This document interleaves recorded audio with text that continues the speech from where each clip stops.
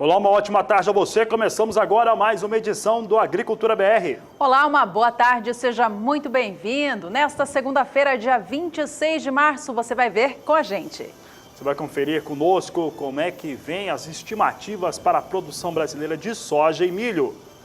Veja nesta edição como está o andamento da colheita do arroz no estado do Rio Grande do Sul. Aqui o Agricultura BR vai trazer para você também como é que a movimentação com soja tem ocorrido em relação à demanda pelo produto norte-americano. E chuvas em excesso no estado do Tocantins alagam plantações e causam danos às rodovias. E mercado físico, mercado futuro e previsão do tempo. Começa agora o Agricultura BR.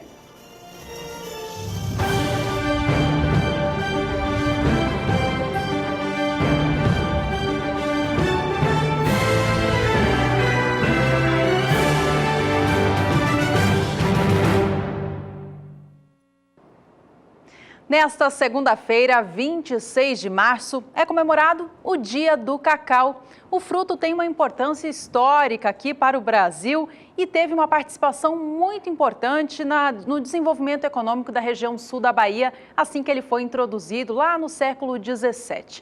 Ao longo dos anos, o setor cacaueiro passou por vários desafios, sendo o ataque da vassoura de bruxa o principal deles. Mas de lá para cá vem tentando se reerguer e retomar a sua posição de destaque no comércio internacional dessa importante amêndoa. Nesta edição do Agricultura BR você vai saber como está a atual produção de cacau do Brasil, os desafios que o setor ainda enfrenta e as perspectivas daqui para frente.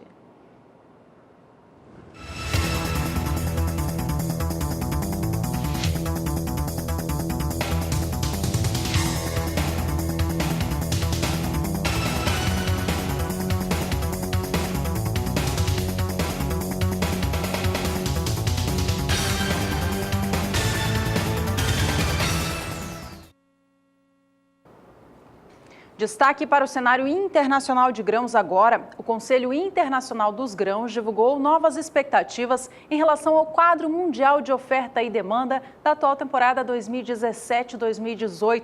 O órgão cortou em 2 milhões de toneladas a expectativa total de produção de grãos do mundo neste ciclo atual, considerando soja, milho, trigo e arroz. Veja o que mudou, então, nessa expectativa de produção global dos grãos. De acordo com o Conselho Internacional dos Grãos, em fevereiro a produção mundial era estimada em 2 bilhões e 94 milhões de toneladas. Agora, em março, reduziu para 2 bilhões e 92 milhões esta expectativa, trazendo todo um novo cenário, não é, Fabiano, em relação a esse quadro.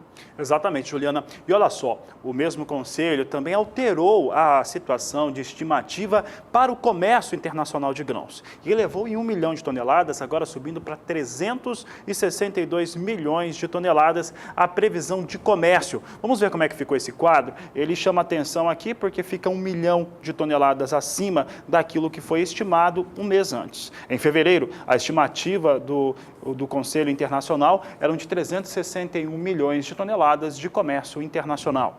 Já agora em março sobe para 362 milhões de toneladas. A queda na expectativa de produção e o aumento na estimativa de comércio causaram impacto, portanto, na estimativa final dos estoques de passagem, ou seja, o quanto de grãos o mundo vai ter estocados assim que mudar da safra atual 17-18 para a próxima 2018-2019. A nova expectativa do Conselho, portanto, é de que o mundo chegue ao fim deste ciclo com 560 milhões de toneladas de grãos, um volume que, se for confirmado, vai ser o menor dos últimos 5 anos.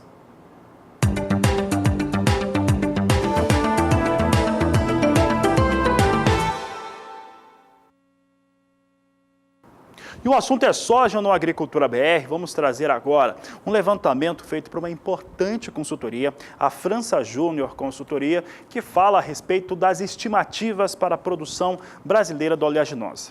E eu começo destacando uma das afirmações que em relação à área ocupada com soja, a soja já está com um processo de colheita bem adiantado e ocupou realmente uma área maior em relação à sua área de cultivo. Veja só como é que a França Júnior enxerga esses dados de ocupação com soja no Brasil. Nós observamos aqui que a área de cultivo na 16/17 eram de 33.960.000 hectares, subindo 3%, indo para 34.970.000 hectares em relação à temporada 2017-2018, uma elevação de 3% frente à temporada passada.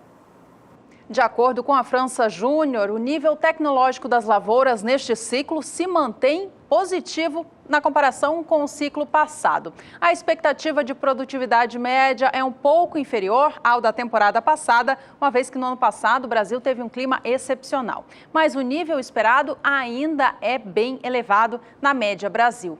Veja comigo na tela. A consultoria França Júnior trazia a expectativa de rendimento por hectare das lavouras de soja do Brasil na temporada passada em 56,08 sacas. Para o ciclo vigente, a expectativa está agora em 55,36 sacas por hectare. Mesmo não tendo aquele clima tão perfeito como aconteceu na temporada passada, 16/17, a 17/18 teve um clima bastante interessante. E isso faz com que a elevação para a estimativa de produção fique maior. Olha só. Se em fevereiro a França Júnior acreditava em pouco mais de 113 milhões de toneladas a serem produzidas de soja no Brasil, agora acredita em mais de 116 milhões de toneladas. O que significa 2% a mais de produção frente àquilo que teve de resultado na temporada passada. Vamos aos dados comparando a 16/17 com a 17/18. Aqui é mais uma empresa de consultoria que estima a temporada 17/18 como recorde, superando a temporada anterior. 16/17, por enquanto, é a maior safra da história do país, com 114.210.000 toneladas. 17/18, de acordo com a França Júnior, agora chega a 116.170.000 toneladas. A evolução da colheita na última semana foi de 9 pontos percentuais, com a área colhida até agora chegando aos 67% de tudo aquilo que o Brasil semeou neste ciclo. Os dados da França Júnior mostram que o ritmo atual segue atrás do que o visto nesta mesma época do ano passado, mas já à frente da média dos últimos 5 anos. Enquanto na data do dia 23 de março de 2017, a colheita estava em 69% no país, na média das últimas 5 temporadas em 66%. O nível atual, portanto, em 67%, indica um bom ritmo de atividades no campo. Alguns estados brasileiros estão na reta final da colheita, é o caso também do estado de Mato Grosso do Sul. A repórter Miriam Valadares acabou de chegar de uma viagem ao município de Ivinhema e nos mostra agora como é que está a colheita. Dados do SIGA apontam que a safra 2017-2018 de soja em Mato Grosso do Sul deve atingir 9.048.000 toneladas. A produtividade média é de 58 sacas por hectare. Já o milho safrinha, que está em fase de semeadura, deve atingir produtividade média de 85 sacas por hectare. Em relação ao milho, qual que é a projeção de vocês para a safra? Nós temos uma expectativa de área de 1.800.000 hectares, com uma boa produtividade, caso o produtor decida consiga plantar pelo menos dentro do período de março, e caso não tenhamos problemas com geada ou chuvas demais no momento da colheita, ou a falta da chuva nesse período agora. Então nós esperamos colher por volta de 9.100.000 toneladas do grão, caso seja plantado esses 1.800.000 hectares. Aqui na Fazenda São Luís, que fica em Ivinhema, no Mato Grosso do Sul, a colheita da soja já terminou, seguida do plantio do milho, que também já foi concluído. Sobre o assunto, eu converso com o gerente geral, o Sidney de Souza. Quando que vocês encerraram a colheita da soja e também o plantio do milho? A soja foi encerrada a colheita na semana passada, né? E como a gente já vinha fazendo o plantio do milho ao longo da colheita da soja, o plantio do milho também já foi finalizado. A propriedade tem áreas de diferentes anos de cultura, né? A gente tem áreas de 1º até 4º ano de plantio, né? Então a média geral nossa ficou em 60 sacas por hectare. E o milho, como que está? Qual que é a expectativa? O nosso histórico de produtividade do milho, ele gira na casa de 100 sacas por hectare, né? A expectativa nossa para esse ano também é que fique nessa casa também. Na fazenda são 500 hectares para o cultivo do milho que é destinado ao consumo interno. A área de plantio da soja é um pouco maior, 2.400 hectares. Nessa safra, está acontecendo um movimento inverso, né? No momento da colheita, o preço da soja tem subido por algumas ocasiões climáticas na Argentina e outros eventos aí de operação cambial. Então, o preço da soja tem subido nesse momento, né? E melhorou bastante a margem do produtor, né? Inclusive os contratos que a gente tinha feito inicialmente, né, tinham valores menores do que os que a gente está conseguindo vender agora no momento da colheita. Então a expectativa é de um bom resultado para essa safra. E vários estados do Brasil ainda seguem fazendo a colheita da safra de soja. A gente tem agora para compartilhar com você de casa a participação de um público lá do estado gaúcho. Exatamente, a do Rio Grande do Sul é a participação hoje do quadro Somos Todos Produtores. Somos Todos Produtores tem sempre a sua participação, é o telespectador participando conosco. E hoje o telespectador, o produtor rural, é lá de Dom Pedrito, interior do estado do Rio Grande do Sul. Nos enviou imagens em torno da sua área de produção. O pessoal já coloca na tela para você. Quem participa conosco é o Dilomar, de Dom Pedrito, no Rio Grande do Sul. Mandou imagem da sua lavoura de soja. Parece que o clima estava meio fechando na hora que ele tirou a foto, mas olha só a sua área de produção, a sua área na qual está com cultivo de soja.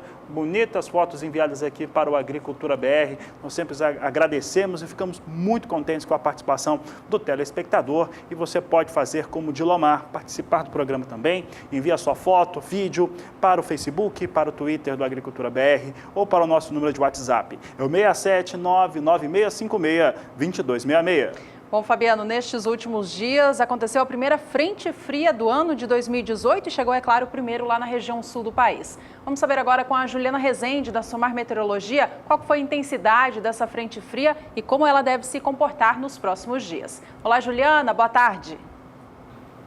Olá, boa tarde a todos. Durante os últimos dias, uma frente fria se formou e avançou pela costa do Rio Grande do Sul. Esse sistema provocou chuvas fortes e garantiu também transtornos em relação ao andamento da colheita da soja, tanto no estado gaúcho como também em Santa Catarina. Provocou também uma sensação de friozinho no início da manhã. Temperaturas ficaram na casa dos 7, 8 graus, ainda sem risco para episódios de geada. Para os próximos dias, tem previsão de chuva na maior parte do centro-sul. A região sul, especialmente Santa Catarina e o Paraná, ainda seguem influenciados pelo avanço desse sistema frontal. Por conta disso, é que tem previsão de chuva forte, tanto na faixa leste de Santa Catarina, como também do estado do Paraná. As chuvas também seguem bastante significativas na região centro-oeste, chove forte no Mato Grosso. Agora o tempo mais seco ainda predomina, especialmente em Minas Gerais.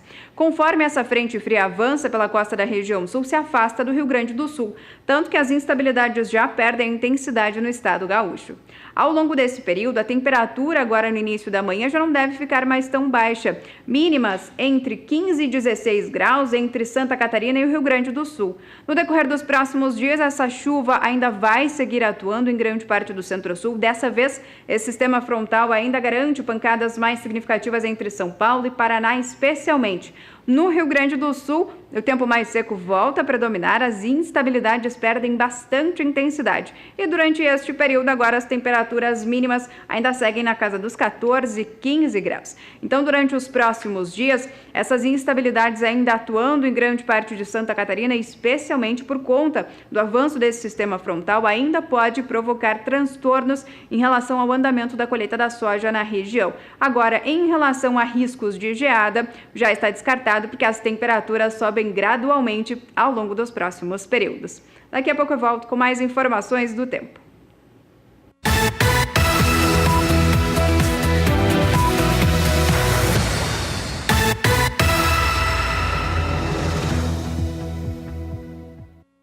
O assunto agora são os valores praticados para a soja em várias partes do país, começando pelos portos brasileiros. O destaque é para o Porto de Santos, é o maior embarcador da oleaginosa do país, que nos últimos 30 dias tem estabilidade total nos valores praticados. Veja conosco, nós trazemos aqui Porto de Santos nos últimos 30 dias, em 27 de fevereiro, R$ 78,00 a saca de 60 quilos. Em 1º de março, R$ 79,00 a saca. 9 de março, R$ 78,50 por saca. 17 17 de março, R$ 80 a saca. E no dia 26 de março, eu observo uma queda frente ao dia 17, recua para R$ 78 a saca. Como comparativo, são nos últimos 30 dias, total estabilidade para os valores praticados em Santos. No porto de Paranaguá, os últimos 30 dias foram marcados por oscilação no preço da saca da soja, sob influência do dólar aqui no Brasil e também da soja negociada em Chicago, e o seu sobe e desce. No acumulado desse último mês, por lá, no entanto, ainda há uma valorização acontecendo de 0,64%. Relembre com a gente que no dia 27 de fevereiro, o porto de Paranaguá pagava R$ 78 no valor da saca da soja. Início de março registrou R$ 79,50 e voltou a derrubar o preço para os R$ 79 no dia 9 do mês. No dia 17 de março, pagou o seu melhor preço destes últimos 30 dias. Foi R$ 80 no valor da saca do grão. Nesta segunda-feira, no entanto, dia 26, já cai para R$ 78,50 este preço, registrando ainda assim alta de 50 centavos por saca nos últimos 30 dias.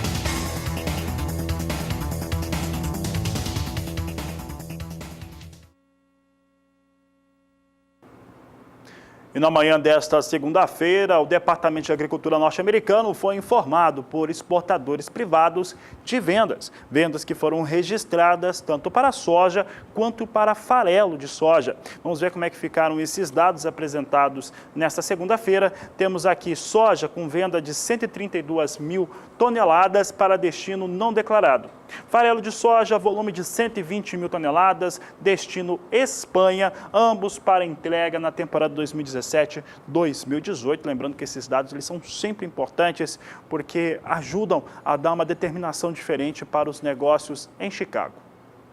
Por falar em Chicago, agora precisamos saber como é que vem, então, essa movimentação para o mercado norte-americano, mercado da soja, principalmente, uma vez que nós tivemos, na última semana, algumas confirmações em relação à demanda por soja dos Estados Unidos, que melhorou um pouco, principalmente nas vendas avulsas, Juliana. Entretanto, como essa semana nós temos apresentação de importantes de relatórios, diária para a temporada próxima, também de estoques, o mercado anda bem devagar. Vamos saber como é que vem hoje. Hoje nós temos recuperação frente às duas últimas operações em Chicago. Posição de maio vem com alta de 0,48% a $10,33 mais 25 o bushel. Julho, $10,44 o bushel com alta de 0,45%. E agosto vem com $10,46 mais 25 o bushel com alta de 0,48%. Aqui no Brasil, esta segunda-feira abria com a moeda norte-americana cotada próximo aos R$ 3,30. A moeda alcançou esse patamar meados da semana passada, em virtude do anúncio da elevação das taxas de juros dos Estados Unidos, que acabou mexendo com o comércio mundial de câmbio. Vamos acompanhar como vem então a operação neste início de semana aqui no Brasil. Dólar segue na casa dos R$ 3,30, agora um pouco a mais do que isso, R$ 3,31 mais um, porém com leve queda em relação ao fechamento da última semana, queda agora de 0,24%. Bom, e a gente vai para o primeiro intervalo desta edição. Ainda hoje a gente trata sobre o excesso de chuvas no estado do Tocantins, que tem alagado plantações e também destruído trechos de rodovias. E olha, não deixe de entrar em contato conosco, você já sabe, o WhatsApp nosso é o 67 99656 2266. Aproveita o intervalo para mandar foto, vídeo, perguntas aqui para o Agricultura BR. Não saia daí, voltamos em instantes. E a programação do Canal do Boi tem sempre muita informação, notícias, destaques para você que é produtor rural. Pode ser que você seja agricultor, pode ser que seja pecuarista, mas o que nós temos aqui, o nosso compromisso é com o produtor rural. É por isso que eu estou aqui com Jorge Zaidan, que entre outras coisas, entre outras iniciativas, às 18 horas com a Renata Ferreira, participa aqui da nossa programação com Pecuária BR. Zaidan, um prazer recebê-lo, boa tarde. Obrigado, Fabiano, boa tarde, Juliana também. No Pecuária BR de hoje, nós vamos destacar a possibilidade, a perspectiva de o Brasil aumentar as exportações de carne suína para a China. Essa expectativa foi manifestada pela Associação Brasileira de Proteína Animal, que reúne produtores de suíno e também de frango em todo o país. E a justificativa é a seguinte: a China anunciou que vai aumentar a taxa de importação da carne suína dos Estados Unidos, uma taxa que pode chegar a 25%, uma taxa bastante elevada. Os Estados Unidos exportam cerca de 275 mil toneladas de carne suína para os chineses, é um volume bastante considerável. O Brasil pode pegar esse vácuo na expectativa da Associação dos Produtores. Um outro destaque que nós teremos no Pecuária BR, logo mais às 6 da tarde no horário de Brasília, é a fala do ministro da Agricultura, Blairo Maggi, recentemente em Lucas do Rio Verde, mais uma vez reforçando o que ele já disse em outras ocasiões, de que o Brasil pode aumentar e muito a sua produção de alimentos sem qualquer desmatamento de área. A gente vai falar desse assunto com o nosso comentário sempre peculiar do Pecuária BR. E vamos destacar a venda, a primeira edição da venda especial de sêmen do Grupo Cemex. Touros das baterias de gado de corte e de leite, alguns novos que começam a entrar agora no catálogo da Cemex, com oferta de sêmen hoje à noite aqui no Canal do Boi, a partir de 8h30 no horário de Brasília. Fabiano. Tá certo, Zé. O que eu acho muito interessante é que muita gente está acompanhando pela parabólica, pelas televisões, mas muita gente acompanhando pela internet. E é muito simples acompanhar a nossa programação. Você acessa o sba1.com, tem toda a programação ao vivo. Eu mesmo vou estar assistindo o Canal do Boi nesse horário pela internet. Então, nos vemos mais tarde. Zé, obrigado pela participação. Obrigado, Fabiano. Obrigado, Juliano. E os governadores dos estados do Centro-Oeste e do Norte, que compõem o consórcio Brasil Central, participaram de uma reunião em Brasília para tratar de exportações. O governador do Mato Grosso, Pedro Tax, ele assumiu a presidência da entidade. É o que a gente vai ver agora na reportagem. Mato Grosso, Mato Grosso do Sul, Goiás, Rondônia, Tocantins, Maranhão e Distrito Federal criaram o consórcio em 2015. A proposta é promover o desenvolvimento sustentável na região. Temas como infraestrutura, gestão pública e ambiente de negócios também são tratados pelos técnicos dos estados. Uma nova gestão do consórcio assume para o próximo ano. O governador de Mato Grosso, Pedro Tax, assumiu a presidência do consórcio no lugar de Marconi Perillo, de Goiás. Ao tomar posse, Pedro Tax falou sobre a nova agenda internacional das exportações. Não é vergonha para nenhum estado, para nenhum país ser exportador de commodity. Veja que o Canadá, a Austrália são grandes exportadores de commodities. Mas nós sabemos que se industrializarmos, como Goiás já está fazendo, Mato Grosso do Sul, Distrito Federal, que tem um parque de inovação muito forte, a Tocantins, que está no seu crescimento, é importante dizer que aí o cidadão vai ganhar. Nós estamos fazendo isso para que o cidadão ele possa ter mais emprego, mais renda, mais desenvolvimento, porque hoje o sinônimo da paz é o desenvolvimento. Os estados que formam o consórcio Brasil Central foram responsáveis por 14,5% das exportações brasileiras. Importaram no último ano 7,7%, com um superávit de 31% nesse período. A partir de agora, os estados querem concentrar as exportações na América do Sul, Canadá, China, Coreia do Sul, Japão, México e União Europeia. A ideia é melhorar a pauta e vender, além de grãos, outros produtos processados. Queremos ampliar as exportações dos nossos estados, mas as exportações que agregam valor. Sair um pouco daquele portfólio dos estados exportadores, só matéria-prima, grão, celulose, a madeira, as carnes, mas transformar isso em produtos industrializados, agregar valor, ampliar essa base de exportação, e nós vamos apresentar ao Itamaraty uma proposta do consórcio no qual nós podemos ampliar todas essas exportações para todos os estados do Brasil Central. A negociação com os novos mercados deve começar já no mês que vem. Odacil Canepa para o SBA.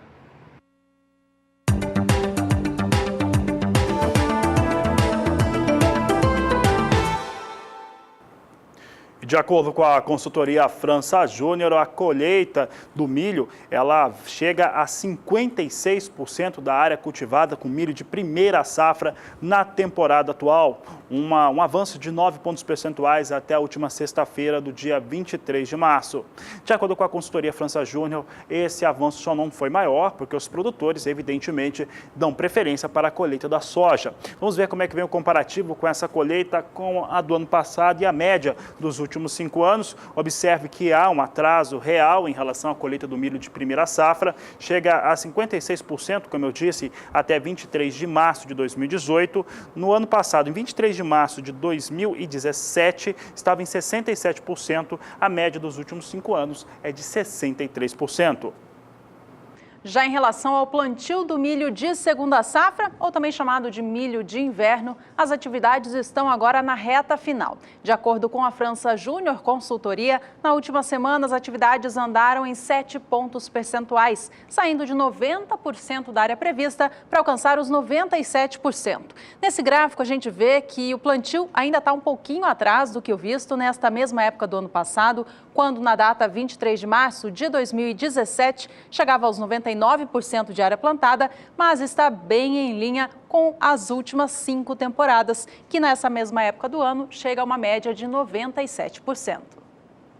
A produção, evidentemente, para a temporada 17-18, ela é bem inferior à temporada passada, 16-17. Situação que faz com que se tenha um ânimo diferente, principalmente em relação aos valores praticados no mercado físico interno nacional. Vamos ver qual que é a perspectiva da França Júnior. Espera uma safra menor, essa é uma situação extremamente normal em relação àquilo que nós temos de produção. Pode voltar aqui o pessoal colocou um gráfico relacionado a essa formação de pizza, mas esse é um gráfico de barras. Pode voltar para o estúdio, por favor. Nós trazemos agora os dados em relação à produção brasileira de milho, de acordo com a França Júnior, que na temporada passada, acredita que a safra brasileira totalizou 99.280.000 toneladas e tem uma estimativa de pouco mais de 87 milhões de toneladas para a temporada 2017-2018.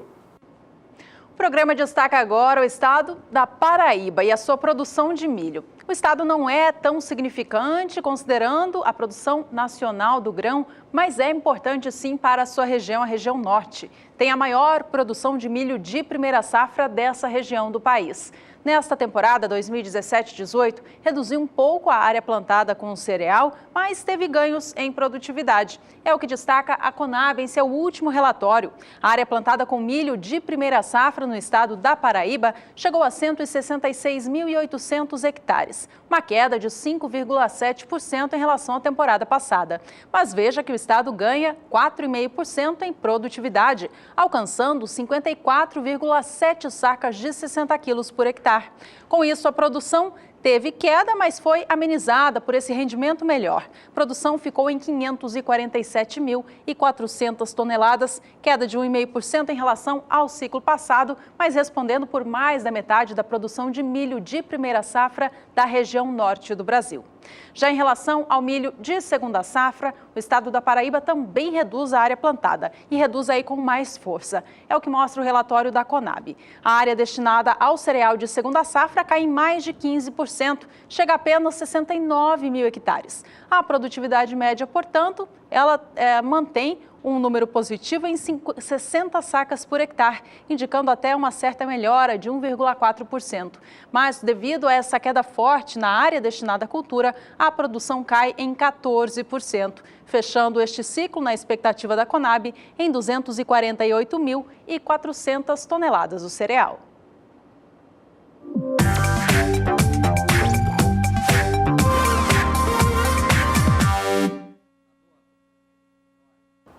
Chegou mais um momento da sua participação aqui no Agricultura BR, gostamos bastante. Agora com a Agricultura BR Responde, vamos saber quem que está participando conosco hoje, qual que é a pergunta que está sendo feita. Quem participa é Aldeci Alencar, de São Francisco, na Paraíba. E olha só, queria saber a previsão do tempo dos próximos 3 meses. Sou produtor de milho, as plantações já estão sentindo sede, está faltando água por lá, pelo jeito, Juliana. Vamos saber então para o Aldeci e os demais produtores da região.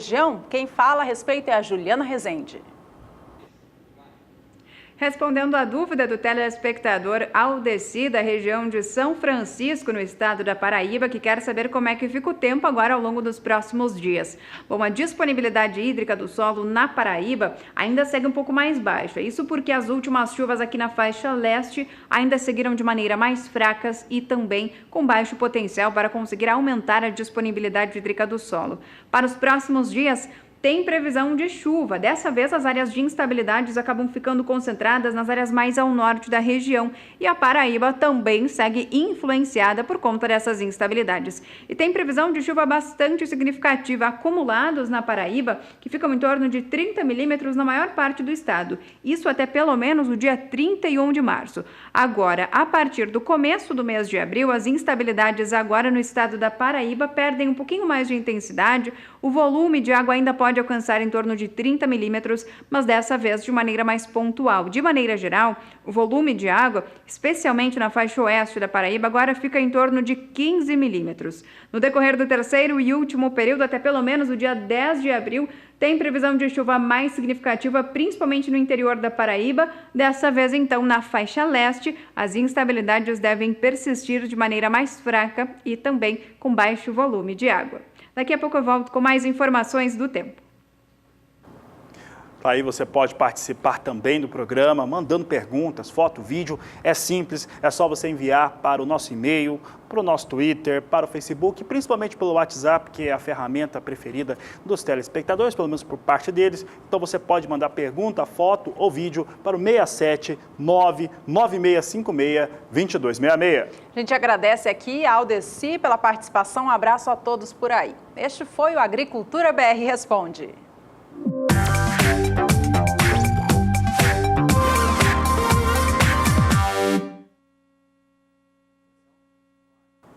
Por aqui os destaques para o preço do milho no sul do país, começando pelo segundo maior estado produtor do cereal do Brasil, o estado do Paraná. Vamos saber como é que vem os valores nos últimos 30 dias. Você tem aqui as informações relacionadas a esse movimento. Nos últimos 30 dias, valores para o milho têm subido em linhas gerais em todo o país. No estado do Paraná não é diferente. E, na verdade, o estado do Paraná tem um ritmo de elevação para o preço do milho de pouco mais de 1% ao dia. Veja só que no dia 26 de fevereiro, o valor era de R$ 29,25 a saca de 60 quilos. No dia 28 do mês passado, chegava a R$ 30,25 a saca. Em 8 de março, R$ 32,50 a saca de 60 quilos. Em 14 de março, R$ 33,25 a saca. Dia 26, R$ 38,50 a saca. A elevação é de 31,62% para o período considerado. Em Santa Catarina, que não é um grande estado produtor de milho, mas sim um grande consumidor, a alta no preço da saca no último mês é de 22,5%. É o que a gente destaca agora. No dia 26 de fevereiro, o estado pagava, em média, R$ 33,25 no valor da saca do grão. No dia 28 do mês, encerrava o mês a R$ 34,00. No dia 8 de março, já estava em R$ 35,50 e alcançava os R$ 36,75 a saca no dia 14. Na data atual, esta segunda-feira, dia 26 de março, cotação do milho em Santa Catarina já passa de R$ 40,00 a saca. Está em R$ 40,75. Juliano, o estado do Rio Grande do Sul também estourou esse teto aí de R$ 40,00 por saca de 60 quilos para essa última data, superando essa marca com uma alta de quase 23% nos últimos 30 dias. Confira conosco como é que vem então o movimento para os valores da saca de milho no Rio Grande do Sul. No dia 26 de fevereiro, eram R$ 32,75 a saca. Em 28, R$ 34,50 por saca. No dia 8 de março, R$ 36,00 a saca. No dia 14 deste mês, chegava a R$ 38,00 por saca de 60 quilos. E nesse 26 de março, R$ 40,25 por saca de 60 quilos. Os estados do Sul com elevações expressivas no acumulado de 30 dias para a saca de milho.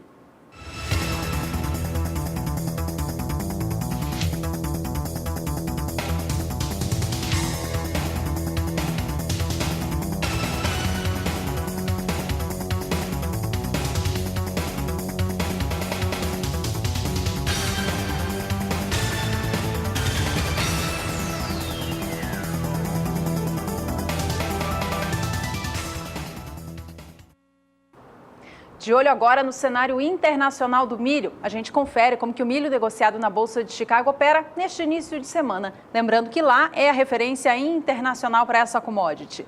O milho vem operando com queda hoje, ao contrário da soja que recupera. Milho vem com baixa superior a 0,5% para todas essas posições negociadas em 2018. A de maio vem agora a $3,74 mais 75 por bushel, com queda de 0,66%. Os negócios para entrega em julho caem 0,58% agora e vêm a $3,83 mais 50. Enquanto isso, posição de setembro caindo 0,57%, negociando o bushel do cereal a $3,89 mais 75. E olha, ainda hoje você tem informações a respeito do Dia do Cacau, comemorado nesta segunda-feira. E também hoje em destaque a colheita do arroz no Rio Grande do Sul e a produtividade média que tem sido observada por lá até agora. Então já sabe, fica conosco, nós voltamos já. A Agricultura BR de volta e para destacar neste momento aquele fruto que é importante no dia de hoje, o grande destaque é o cacau.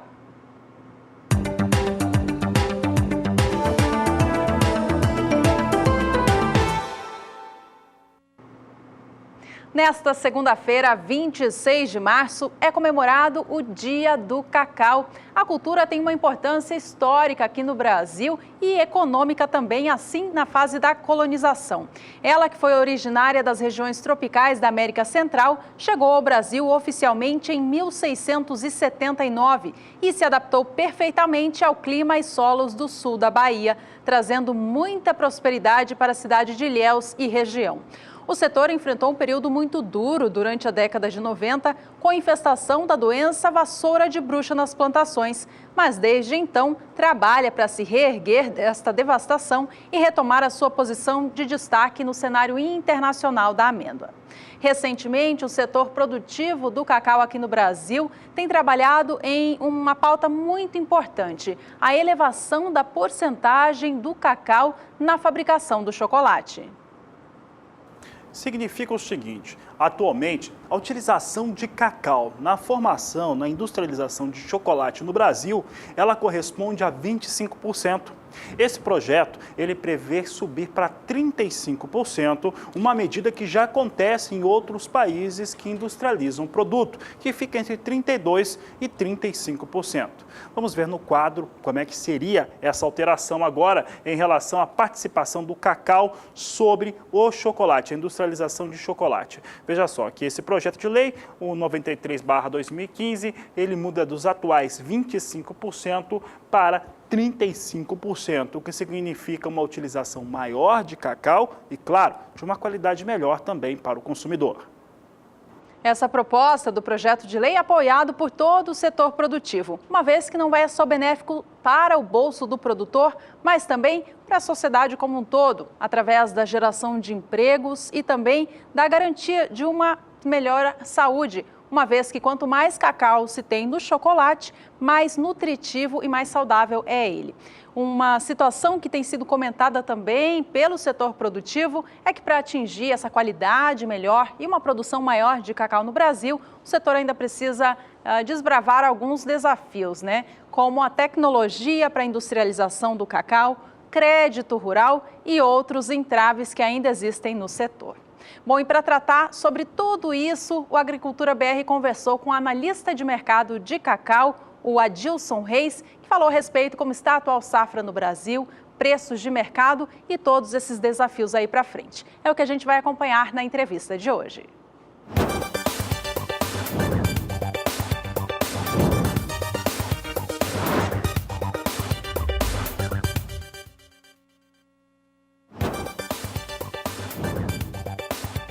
A safra brasileira, ela, esse ano de 2018-19, né, a safra 18-19, a safra que vamos entrar agora, é uma safra realmente que está muito boa, tá? Ela promete bastante, muito diferente das outras duas últimas safras que atravessamos aí atrás. Tá? Na realidade, nós tivemos um momento de seca terrível, né, os últimos 2 anos, tá? E foi realmente uma seca devastadora, uma seca que causou prejuízos enormes.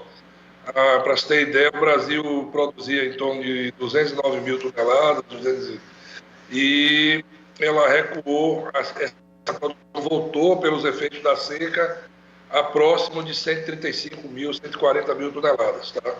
Então, a próxima safra espera-se uma prospecção, já existe uma prospecção de que ela será aí em torno de 180 mil toneladas, né? Incluindo Bahia, Pará, Rondônia, mas o forte mesmo se concentra, forte da produção se concentra em Bahia e Pará.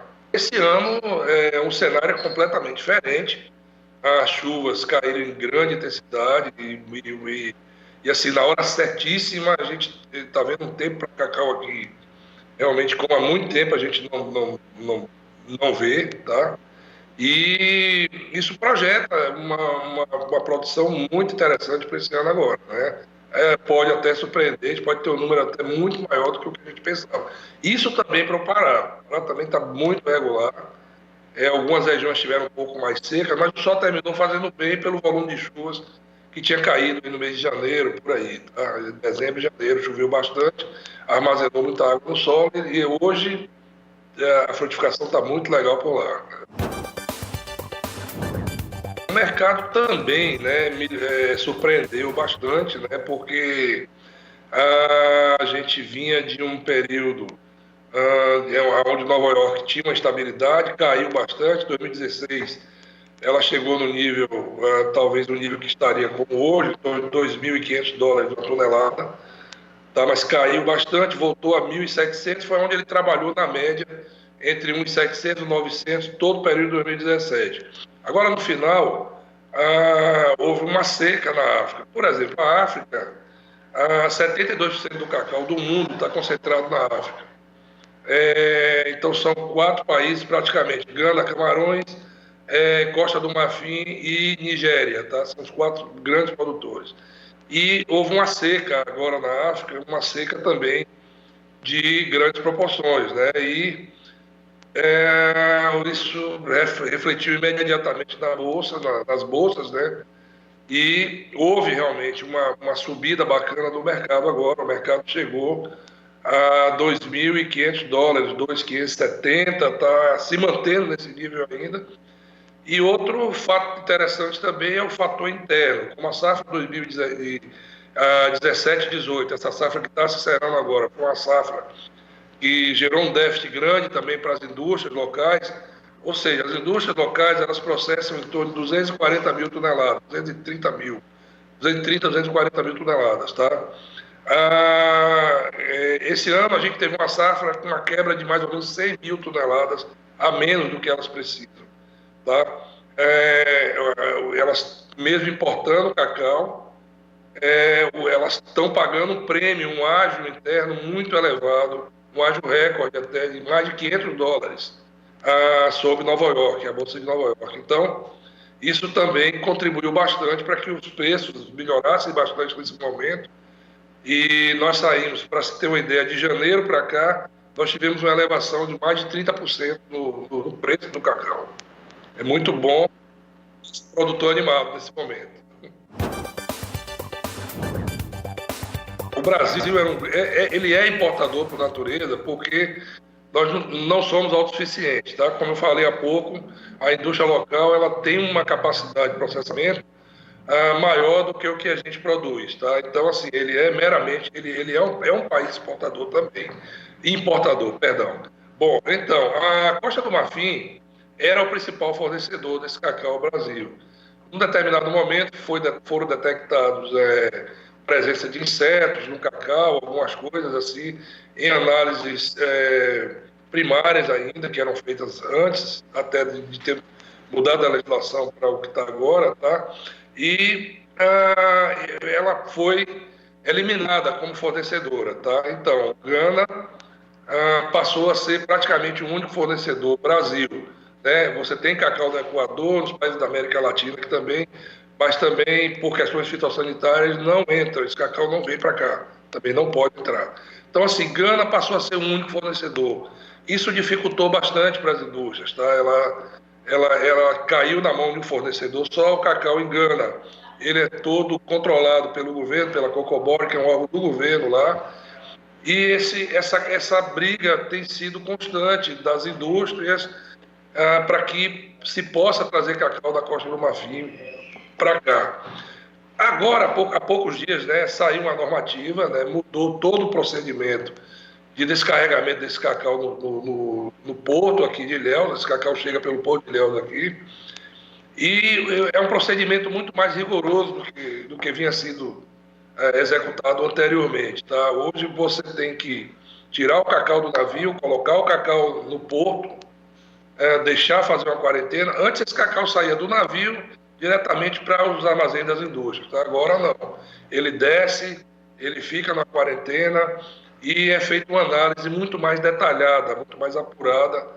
É um processo até que leva 10 a 15 dias aí para ser apurado o resultado. Tá?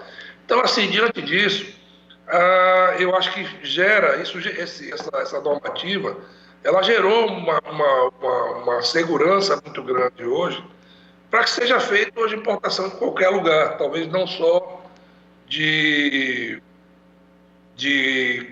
Gana ou Costa do Marfim, como, sei lá, qualquer uma outra origem, mas, assim, passando por esse controle super rigoroso, porque é muito perigoso.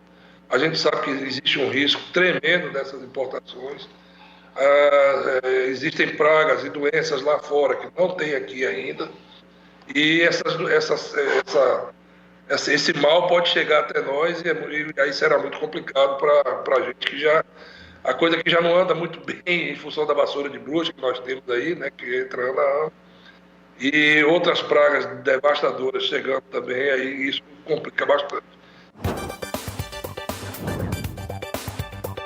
A CEPLAC, né, que é o órgão responsável do mapa do Ministério da Agricultura e pelo cacau, ela vem desenvolvendo um trabalho bastante significativo, né, em relação a essa coisa da monilíase, né, um trabalho preventivo, né.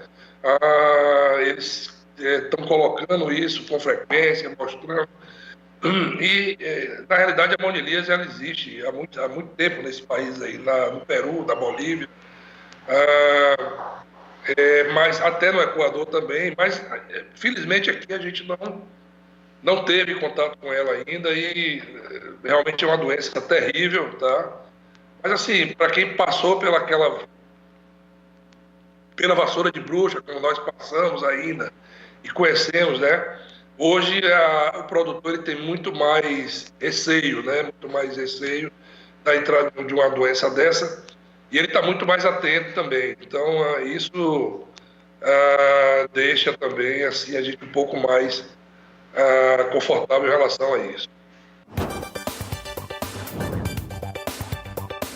O chocolate, quando ele é feito em escala comercial, ele é muito trabalhado em cima de gordura hidrogenada, tá? Então, isso aí já é uma constante de mercado, já uma coisa que até o brasileiro, né, o próprio consumidor local, ele está acostumado já a comer esse chocolate com esse tipo de sabor. Acontece o seguinte, tem um outro mercado paralelo, que é o mercado que está se desenvolvendo bastante, que é o mercado bean to bar, que a gente chama, aquele mercado da amêndoa barra, tá? Esse mercado é um mercado que ele cresce no mundo hoje, é o mercado que mais cresce no mundo hoje.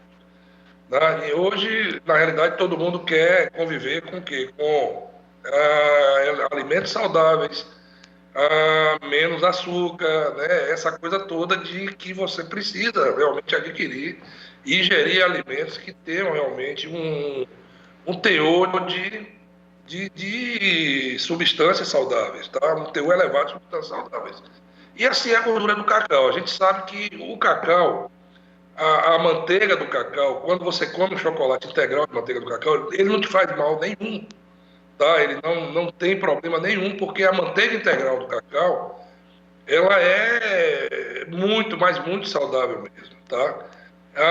O que acontece é que quando você adiciona gordura hidrogenada e você pega essa gordura e mistura com cacau em pó integral, você gera um produto chamado compound, tá? Então, todo chocolate brasileiro que você come, basicamente, esse chocolate de prateleira são chocolates feitos com compound, tá? Então,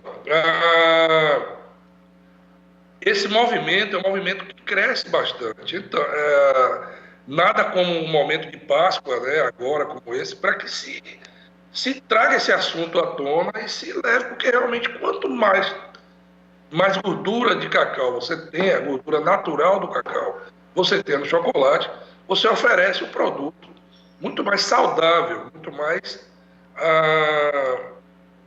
digamos assim, muito mais apropriado a um consumo realmente saudável e cheio de benefícios.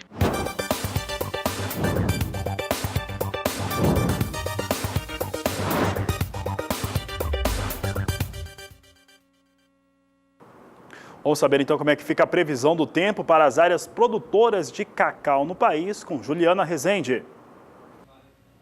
Com o início da colheita do cacau, que começa agora durante o mês de abril, as instabilidades, pelo menos no início do mês, ainda devem seguir de maneira mais fraca e tempo mais seco ainda vai predominar. Dessa vez, a disponibilidade hídrica do solo aumentou bastante, principalmente na faixa oeste da Bahia. Nas áreas mais ao sul, as chuvas não foram tão significativas e também não foram tão fortes, com potencial para aumentar a umidade do solo. Para os próximos dias, tem predomínio de tempo firme na Bahia.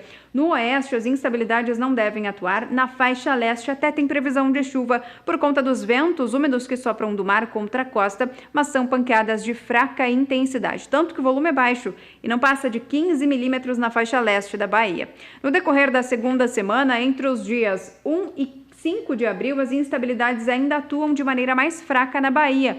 Então, dessa vez, com o tempo mais seco ainda predominando, pancadas de fraca intensidade de maneira muito irregulares na Bahia, a expectativa ainda é de um cenário mais otimista para esse início da colheita do cacau no estado da Bahia. Durante a terceira e última semana, até pelo menos o dia 10 de abril, as instabilidades voltam a atuar na região. E dessa vez a chuva volta com um pouco mais de intensidade. Os acumulados podem até superar 30 milímetros em apenas 5 dias. Então, no decorrer já deste período, mais para o começo do mês de abril, as instabilidades voltam a ganhar um pouquinho mais de intensidade na Bahia. Essa chuva ainda pode atrapalhar esse início da colheita do cacau no estado baiano. Daqui a pouco eu volto com mais informações do tempo. E a gente segue falando do cacau, mas agora as informações de mercado no cenário internacional. A gente ouvia há pouco a Dilson Reis, analista do setor cacaueiro, comentar, sobre o atual preço da amêndoa no mercado mundial, que está favorável. É o que a gente vai acompanhar agora, valores do cacau na Bolsa de Nova York. Veja conosco na tela, em destaque, mercado operando com alta nesta segunda-feira. As posições sobem cerca de 0,30% até 0,33% agora. A de maio vem a 2.623 dólares por tonelada. Posição de julho negocia a tonelada do cacau a 2.650 dólares. A cotação para setembro opera a 2.666, enquanto a de dezembro a 2.668 dólares a tonelada. Mercado então operando em cenário positivo neste início de semana.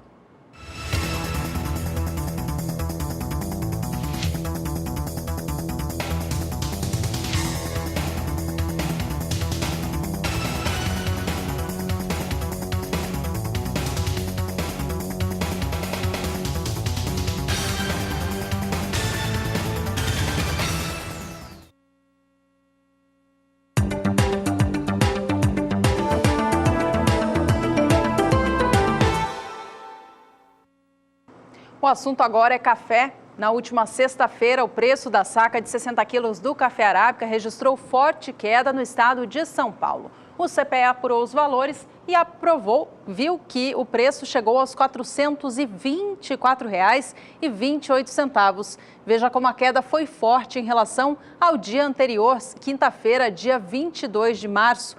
O acumulado deste mês de março tem sido de tendência negativa para o valor do café arábica aqui no Brasil, que já soma queda de 2,80%.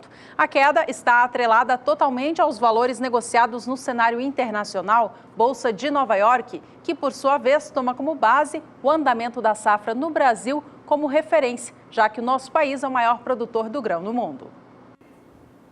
Por aqui vamos saber como é que vem esses valores, então, em Nova York, onde é negociado, os investidores negociam os valores para o café. Por lá, muita gente acreditando numa safra cheia no Brasil, exerce a impressão. Hoje nós temos recuperação para os valores, nós estamos com um dólar hoje na marca de 3,30, 3,31 e hoje vai ganhando cerca de 0,5% as posições negociadas com café na Ice Futures. Posição de maio, 1 dólar 17 centes mais 80 libra peso, alta de 0,51%. A posição de julho vem com dólar 20 centes a libra peso, elevação de 0,49%, enquanto que a posição de setembro, 1 dólar 22 centes mais 20 por libra peso, ganha agora 0,42%. Negócios com café arábica em elevação nesta segunda-feira.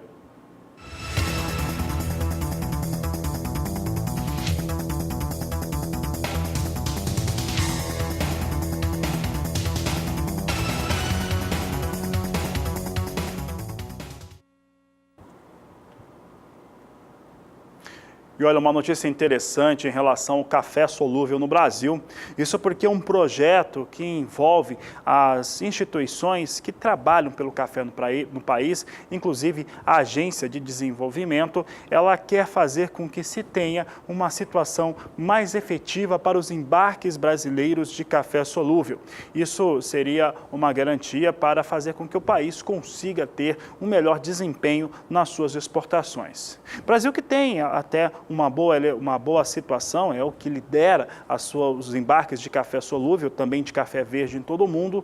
Entretanto, o começo do ano tem sido marcado por uma redução, um certo achatamento em relação aos embarques brasileiros de café solúvel. Vamos ver esses dados aqui em relação a esse tipo de café. Esse tipo de café aqui em janeiro e fevereiro, aqui comparando 2018 com 2017, fica muito claro aqui o que está acontecendo. 2018, os 2 primeiros meses do ano, com 410.570 sacas, 2017, para o mesmo período, 472.150 sacas. A iniciativa para elevar as exportações brasileiras, adotada em parceria pela Apex Brasil, insere-se no Plano de Desenvolvimento do Café Solúvel, lançado em 2016 pela Associação Brasileira da Indústria de Cafés, e tem a meta de alavancar o volume de exportação desse tipo de café para um número 50% superior em 10 anos a contar do ano de 2016. O fato é que 2017 tem redução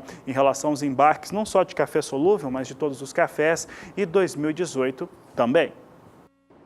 A gente volta a acompanhar como estão os preços no cenário nacional, agora mais falando da variedade Conilon. A colheita já teve início no estado de Rondônia, o que coloca ainda mais pressão no mercado, que já vinha sentindo a expectativa de uma safra cheia derrubar os valores. A última sexta-feira foi marcada por mais uma queda no valor da saca no estado capixaba, que agora opera bem próximo aos R$300 a saca. A sexta fechou com o valor da saca, da tonelada, melhor dizendo, eu retomo aqui o valor da saca de 60 quilos do café Conilon a R$ 302,70. A gente vê que na semana passada até houve uma tentativa de recuperação dos valores, mas a tendência negativa ela continua. O mês de março já acumula baixa de 3,76% no valor da saca do Conilon no estado capixaba.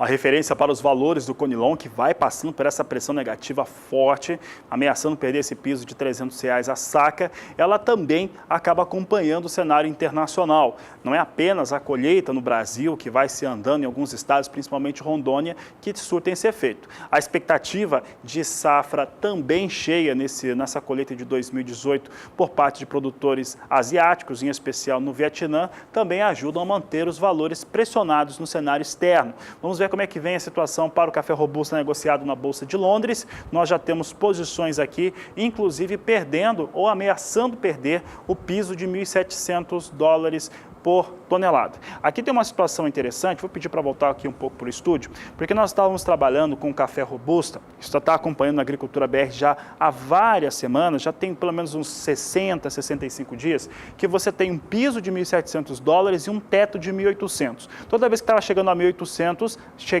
exercia a pressão negativa, voltava para a marca de 1.700. O piso de $1.700 é que agora está sendo ameaçado. O natural é que esse piso acabe deixando de existir, com a proximidade da colheita no Vietnã. Isso faz com que os preços caiam. Observe que maio já perdeu bem esse piso, fica com $1.676 a tonelada, com queda de 0,82%. Julho ainda mantém o piso de $1.700, é negociado a $1.708 a tonelada, com queda de 0,75%. Posição de setembro também perdendo 0,75%, negociado a $1.710 a tonelada.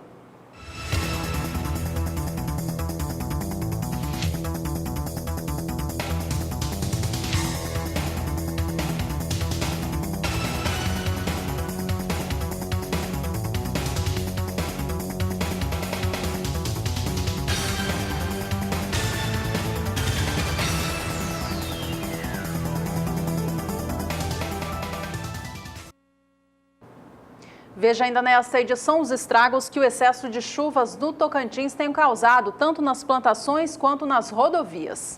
E você entre em contato conosco, você é nosso telespectador, acompanhe a programação do Canal do Boi e participe do Agricultura BR. Envie foto, vídeo ou pergunta para o nosso WhatsApp, é o 67996562266. Já já a gente volta com muitas informações. Até já.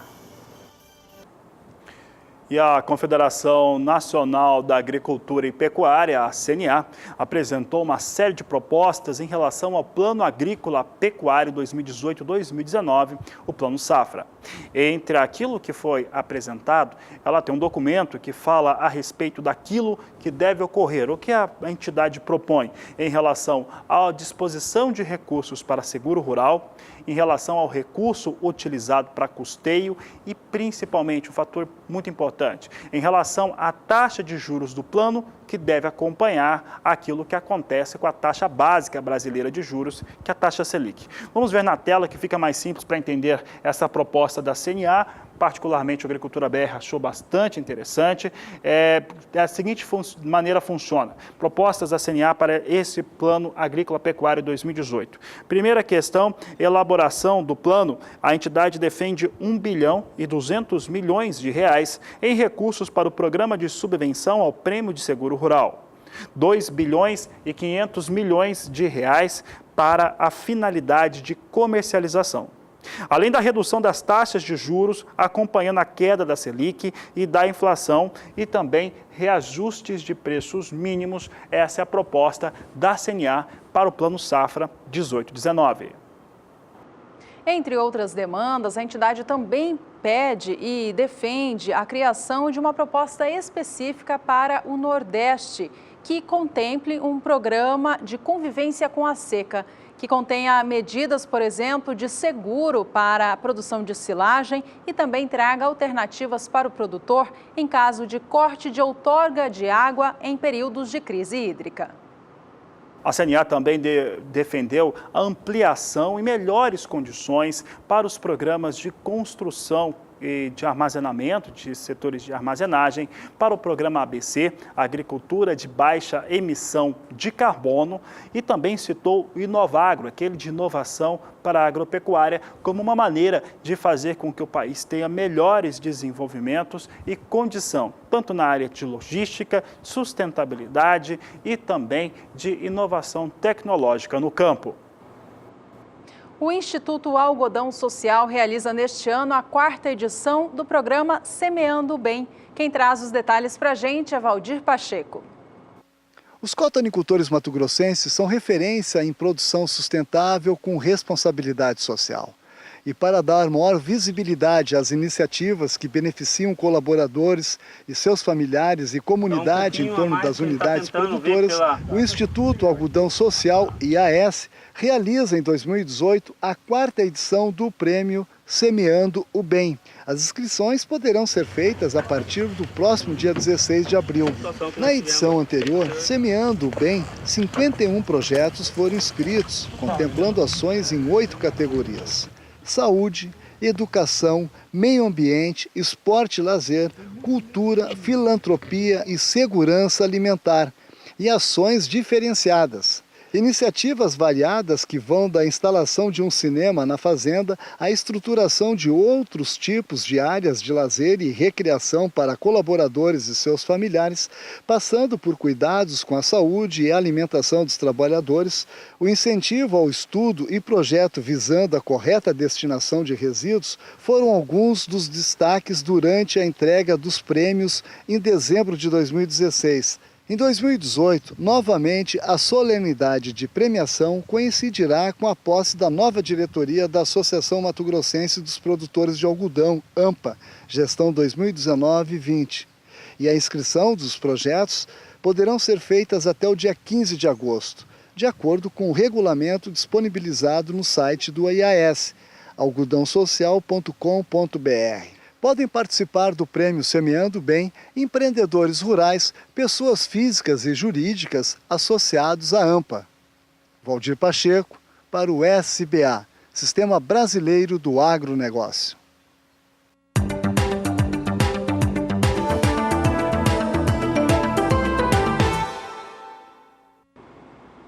A colheita da safra de arroz segue evoluindo no estado do Rio Grande do Sul. De acordo com o IRGA, o Instituto Rio-Grandense do Arroz, a área colhida já representa quase 1/4 de tudo aquilo que o estado semeou no atual ciclo temporada 2017-2018. A área trabalhada até o dia 22 de março, quinta-feira da semana passada, representava 23,6% de tudo que foi semeado, de 1.074.000 hectares. A produtividade total no estado até o momento é de 8.158 quilos por hectare, ou de cerca de 163 sacas por hectare, o que indica uma leve queda de meia saca na comparação com os números da temporada anterior. A região mais adiantada com as atividades de colheita é a fronteira oeste, que também tem a melhor produtividade por enquanto. Já mais atrasada é a região da campanha. Por lá, o clima não foi favorável e os grãos demoraram a maturar. Com isso, eles estão desuniformes, o que acaba prolongando as atividades de colheita. E se a atividade de colheita ela é prolongada, como a Juliana acabou de destacar, é importante saber como é que fica esse clima a partir desse momento, já que a colheita do arroz continua e as frentes frias começaram a chegar. Quem fala a respeito desse assunto é Juliana Rezende. Durante os últimos dias, houve episódios de chuvas fortes no Rio Grande do Sul por conta da passagem de uma frente fria. Essas instabilidades mais intensas, então, provocaram temporais que atrapalharam o andamento da colheita do arroz no estado gaúcho. Agora, ficando em torno de 22%, 23% de áreas já colhidas no estado. No decorrer dos últimos dias, então, com essas pancadas mais fortes, a umidade do solo aumentou bastante. No Rio Grande do Sul, agora os índices já alcançam 90% nas áreas em rosa. Para os próximos dias, tem previsão agora de instabilidades perdendo força no estado gaúcho, conforme a frente fria se afasta do Rio Grande do Sul. Previsão de chuvas mais significativas apenas no norte do estado, onde os acumulados podem ainda passar de 30 milímetros em apenas 5 dias. Durante a segunda semana, essas instabilidades ainda vão seguir atuando no Rio Grande do Sul, só que de maneira fraca, tanto que a chuva perde cada vez mais intensidade. Se chover, em grande parte do estado, são aquelas pancadas de curta duração e de fraca intensidade, tanto que o tempo mais seco já volta a predominar nas áreas mais ao sul do estado. E durante o terceiro e último período, até pelo menos o dia 10 de abril, essa chuva fraca ainda vai seguir persistindo sobre o Rio Grande do Sul, então o cenário até pelo menos o começo do mês de abril é bastante favorável para o andamento da colheita do arroz no estado gaúcho, com chuvas fracas e também predomínio de tempo seco por alguns momentos. Daqui a pouco eu volto com mais informações do tempo.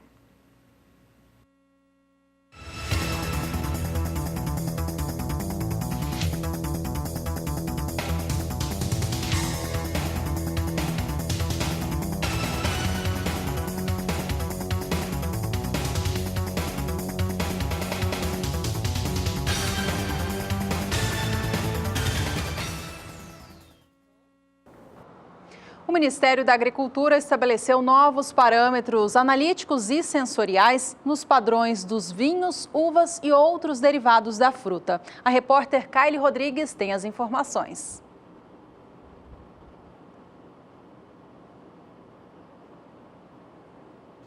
foi publicada no Diário Oficial da União a instrução normativa que atualiza os padrões de identidade e qualidade dos vinhos e derivados da uva, incluindo os padrões do suco, polpa de uva, vinagre balsâmico e alcoólico composto. A instrução normativa foi elaborada pelo Departamento de Inspeção de Produtos de Origem Vegetal, DIPOV, do Ministério da Agricultura, Pecuária e Abastecimento, MAPA. A publicação estabelece novos parâmetros analíticos e sensoriais e apresentam inovações quanto a novos produtos. A instrução prevê ainda a exigência de boas práticas no transporte da matéria-prima, tudo para evitar contaminação. Kaile Rodrigues para o SBA. E daqui a pouco, depois do intervalo, a gente mostra detalhes a respeito de resultados positivos utilizando sistemas de integração. E as últimas informações desta edição do Agricultura BR. Não sai daí, voltamos já. E se tem um assunto que é sempre importante estar sendo abordado é a integração lavoura-pecuária. Em todos os estados produtores do país, esse é um tema que tem sido cada vez mais apurado, porque ele garante um melhor resultado de sustentabilidade e principalmente de renda para o produtor rural. No interior do estado do Mato Grosso não é diferente e o repórter Valdir Pacheco mostra agora como é que foi a apuração dessas informações juntamente com o produtor em um importante evento que aconteceu por lá. CAT, Clube Amigos da Terra de Sorriso, promove, no dia 26 de abril, o workshop Integração Lavoura-Pecuária. O intuito é divulgar novas tecnologias sobre sistemas através de palestras, depoimento de produtores e visita técnica em uma área demonstrativa implementada pela Embrapa Agrosilvio Pastoril do Sinop, Mato Grosso.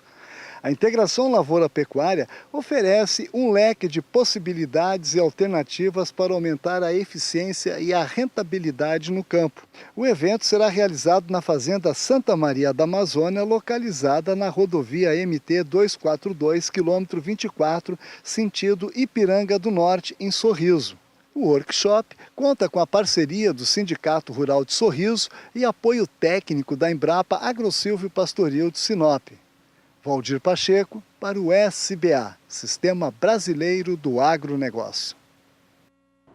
E cada vez mais os sistemas de integração lavoura, pecuária e floresta têm sido implantados por produtores rurais de todo o país. Mas antes de fazer esse ajuste na propriedade, é preciso estabelecer alguns parâmetros na atividade no campo. A repórter Kaile Rodrigues esteve na Embrapa, em Mato Grosso do Sul, que mostrou direitinho como que isso deve ser feito.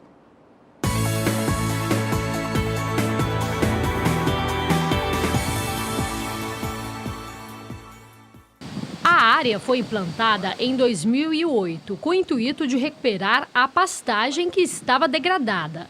No primeiro ciclo foi implantada a soja, em seguida as árvores. Neste caso, a escolha da espécie foi o eucalipto. Após a colheita da oleaginosa, os pesquisadores entraram com a fase pecuária.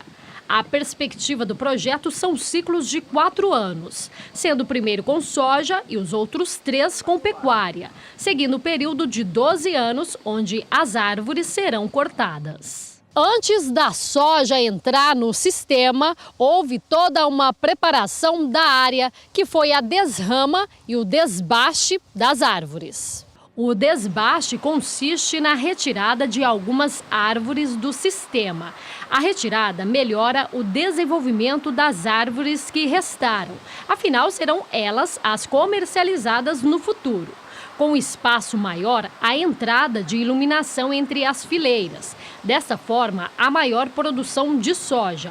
O capim que entra na sequência também se beneficia. Já a desrama é feita logo no início. Com as árvores em torno de 1 ano da sua implantação. A desrama é necessária porque quando a gente faz um sistema como esse, no caso aqui nós estamos utilizando o eucalipto. e o eucalipto em linhas simples, em espaçamentos que vão de 14 a 25 metros de distância. E nesses espaçamentos, as árvores de eucalipto têm ramos muito grandes, né, e muito baixos. Então, antes do animal entrar na área, é necessário fazer então a desrama, que é a retirada dos ramos, desses ramos mais baixos. Então, quando a árvore atinge aí em torno de 1 ano de idade, né, então é feita essa desrama até 2 metros de altura. Estudos apontam que 90% das áreas com ILPF adotam como árvores o eucalipto, mas o produtor pode sim escolher outra espécie.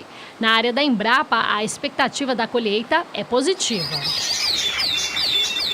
Nós colhemos recentemente uma área aqui ao lado com esse mesmo sistema e o que a gente observa é que, obviamente, próximo das linhas de árvores, onde tem mais sombra, há uma menor produtividade e na faixa do meio, entre as fileiras de árvores, uma produtividade maior. Então, que variou aí em torno de 30, 35 sacas bem próximo das árvores e aqui no meio chegou a 50, 60 sacas, 65 sacas no meio das fileiras. Essa área aqui é uma área da Embrapa, né? Mas houve uma colaboração com a Fundação MS. Importante, né, frisar isso? Sim. O nosso forte aqui na Embrapa Gado de Corte é o gado de corte, né? Então nós fizemos a parceria com a Fundação para a implantação dessa fase de lavoura, dada a experiência da Fundação com soja na região. Então eles entraram com todo o manejo da soja, vão colher a soja também e após isso, então, nós entramos com a fase pecuária. Kylie Rodrigues para o SBA. Depois de o governo do Tocantins ter decretado no mês de fevereiro situação de emergência em alguns municípios, em virtude dos alagamentos causados por excesso de chuvas, o estado volta a enfrentar nesta reta final do mês de março situação semelhante, excesso de precipitações acima do esperado. Lavouras de arroz, soja e também pasto estão submersas. Técnicos da Secretaria de Agricultura do Estado estão na região para fazer a detecção de quanto que essa cheia está impactando nas safras e também para criar alternativas para escoar essa produção, uma vez que as chuvas também causam transtornos nas rodovias. Um trecho da rodovia estadual TO 201 foi interditado nestes últimos dias. Esse trecho, que fica entre os municípios de Axixá e Sítio Novo do Tocantins, teve uma galeria no quilômetro 23 rompida. A rodovia é uma das principais ligações entre o Tocantins e o Maranhão. O estado do Tocantins é um dos que compõe a nova fronteira agrícola do Mato Piba Fabiano. Então isso traz muitos prejuízos por lá, tanto para o produtor que está fazendo a colheita e também aquele que escoa pela região. Sem dúvida, Juliana. Então vamos saber como é que fica a previsão do tempo para a região norte do país, mas principalmente sobre os estados do Pará e Tocantins.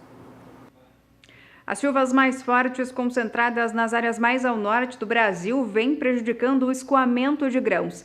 Isso porque esses episódios de chuvas fortes e também persistentes vêm mantendo o solo com muita umidade.